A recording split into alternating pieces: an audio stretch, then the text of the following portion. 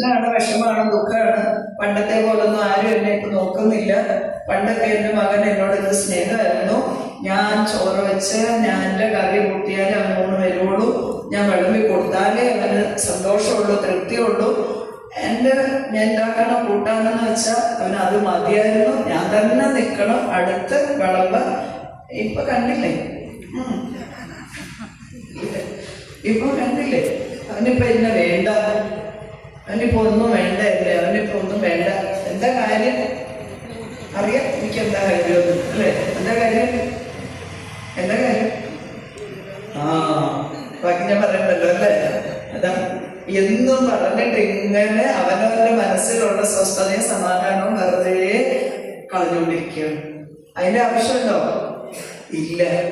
മക്കളൊക്കെ ഒരു പ്രായമാകുമ്പോൾ അവര് സ്വന്തമായിട്ട് ഒരു കുടുംബമൊക്കെ ആയി കഴിഞ്ഞാല് അവരെ അവരുടെ ജീവിതത്തിന് അവരെ വിടണം. അതല്ല വേണ്ടേ? അവരുടെ ജീവിതം അവർക്ക് ജീവിക്കാനുള്ളതാണ്. നമ്മൾ ഇത്രയൊക്കെ ജീവിച്ചില്ലേ? വല്ലതും നേടിയോ? ഒന്നും നേടിയില്ലെന്ന് മനസ്സിലാക്കാനുള്ള സമയമാണ് അല്ലേ?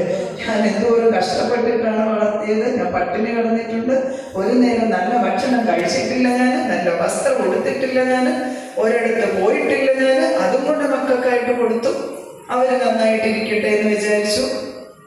അവര് ചോദിച്ചു തുടങ്ങിയപ്പോ നിങ്ങളോട് ഞങ്ങൾ പറഞ്ഞായിരുന്നോ കഴിക്കാണ്ടിരിക്കാൻ? പറഞ്ഞായിരുന്നോ? അവര് പറഞ്ഞായിരുന്നോ?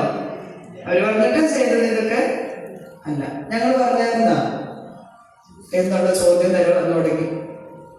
അതിനെന്താ കാരണമായിട്ട് വരുന്നത്? നമുക്ക് നമുക്ക് ഒരിക്കലും അവരിൽ നിന്ന് അതുകൊണ്ടാണ് പറഞ്ഞ മമത ഓരോ ദിവസം കഴിയും തോറും കുറച്ച് കൊണ്ടുവരണമെന്ന്. ഇത് കൂട്ടിയാണ് കൊണ്ടുപോകുന്നത്. ഈ കൂട്ടി കൊണ്ടുപോകുമ്പോ ഒരു സമാധാനം ഇല്ലാണ്ട് ആയിട്ട് തീരണമെന്ന്. അപ്പൊ വാർദ്ധക്യത്തിന്റെ വക്രത്തിൽ എത്തുമ്പോഴെങ്കിലും വൈരാഗ്യം ഉണ്ടായില്ലെങ്കിൽ ആ ജന്മം വെറുതെ ആയി എന്ന് പറഞ്ഞത് എന്തുകൊണ്ടാണ്? വെറുതെ ആയി, കാരണം സ്വസ്ഥത ഇല്ലാണ്ടായിരിക്കും പിന്നുള്ള ജീവിതം മുഴുവനും. അപ്പൊ ആ ഒരവസ്ഥയിലേക്ക് എത്തുമ്പോൾ മനസ്സുകൊണ്ട് ബോധ്യപ്പെട്ട് നമ്മുടെ ലക്ഷ്യം എന്നുള്ളത് ഈ കുടുംബവും കുട്ടികളും ഇവരുടെ പിന്നാലെ നടന്ന് തീരാനുള്ളതല്ല. ആ ഒരു അവസ്ഥയിൽ ആ ഒരു അവസരത്തിൽ വേണ്ട സമയത്ത് അവർക്ക് വേണ്ടതൊക്കെ ചെയ്ത് നമ്മുടെ ധർമ്മത്തെ കടമയെ നമ്മൾ ചെയ്ത് കഴിഞ്ഞാൽ പിന്നീടുള്ള നമ്മുടെ ലക്ഷ്യമെങ്കിലും ഈ ജീവനെ ഉയർത്താൻ വേണ്ടിയിട്ടായിരിക്കണം. ആദ്യം പറഞ്ഞാൽ ഏതെങ്കിലും ഒരു ദ്വാരത്തിലേക്കൂടെ ജീവൻ തുറിച്ച് അങ്ങനെ പോകുമെന്ന് പറയുമ്പോൾ അത് നല്ല രീതിയിലുള്ളതായിരിക്കുന്ന ഒരു പോവൽ ആവാൻ വേണ്ടിയിട്ട് ശ്രമിക്കണമെന്നുള്ളതാണ്. അല്ലാതെയുള്ള ആ ജീവന്റെ യാത്ര വളരെ ദുഷ്കരമായിരിക്കും. അപ്പൊ ഇവിടെ ഇങ്ങനെ എന്തായാലും ജീവിച്ചിരുന്നു. ഇനിയുള്ള ജീവിതത്തിന്റെ ഗതിയെങ്കിലും നല്ലതായിട്ടിരിക്കാൻ ആരാണ് ചെയ്യേണ്ടത്? കർമ്മങ്ങൾ സ്വയം വേണം. അതിനുള്ള സമയം ആണ് ഒരു പരിധി കഴിഞ്ഞാൽ അപ്പോഴെങ്കിലും ഈശ്വരനിലേക്ക് തിരിയാൻ പറ്റും. ദേവഭൂതി മനസ്സുകൊണ്ട് അങ്ങനെ ഉയർന്നു. മകൻ പറഞ്ഞു കൊടുക്കേണ്ടി വന്നു എന്ന് മാത്രമേ ഉള്ളൂ. എങ്കിൽ പോലും ആ ഉയർന്നു അതിനെ മനസ്സിലാക്കി പിന്നീട് അതനുസരിച്ച് ജീവിച്ചപ്പോൾ ഈ ഒറ്റയ്ക്കേ ഉള്ളൂ, എനിക്ക് ആരുമില്ല എന്ന് പറഞ്ഞുകൊണ്ടിരുന്ന ദേവഭൂതിയെ ശുശ്രൂഷിക്കാൻ ആ ആശ്രമത്തിലെ ദേവ സ്ത്രീകളാണ്, ദേവസുന്ദരികളാണ് വന്ന് നിരന്നു നിന്നതെന്നാണ്. ആരുമില്ല എന്ന് പറഞ്ഞുകൊണ്ടിരുന്നത്.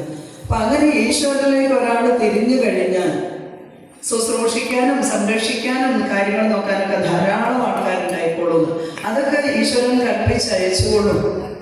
അവർക്ക് ഒരു കേടും വരാതെ ഒരു കുഴപ്പവും വരാതെ അവരുടെ കാര്യങ്ങളൊക്കെ യോഗക്ഷേമം വഹാമ്യുഖം എന്ന് പറഞ്ഞിട്ടുണ്ട്. ഞാൻ തന്നെ വഹിക്കും.